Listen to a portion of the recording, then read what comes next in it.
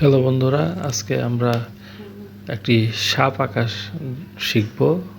খুব সহজে আঁকার চেষ্টা করব। প্রথমে ওভাল করে নিচ্ছি, ওভাল করা শেষ। এখন আমরা দুইটি বড় বড় চোখ আঁকছি।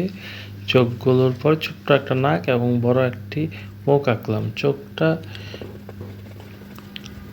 খুব ক্লিয়ারভাবে আঁকার চেষ্টা করা হচ্ছে। চোখ আঁকা শেষ হলো।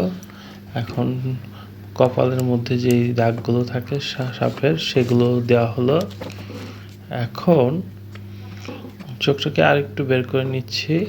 তারপরে আমরা ওর শরীরের অংশটি আঁকা শুরু করব। ওর লম্বা যেই শরীরটি আছে, আমরা এখন এটি ড্র করব। শুরু করে দেওয়া হলো। হ্যাঁ, খুব সহজেই আমরা সাপ আঁকাটি শেষ করব।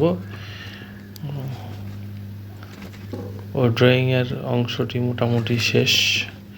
এখন সাপের শরীরে যে কাটা কাটা দাগগুলো থাকে সেইগুলো আমরা দিয়ে নিলাম। তো এই অংশটাও শেষ। আমরা পেন্সিল কালারের মাধ্যমে ওর শরীরে হালকা একটু রং করে দেখাবো সহজ করার জন্যে। তো গ্রিন কালারে একটি সাপ আঁকলাম।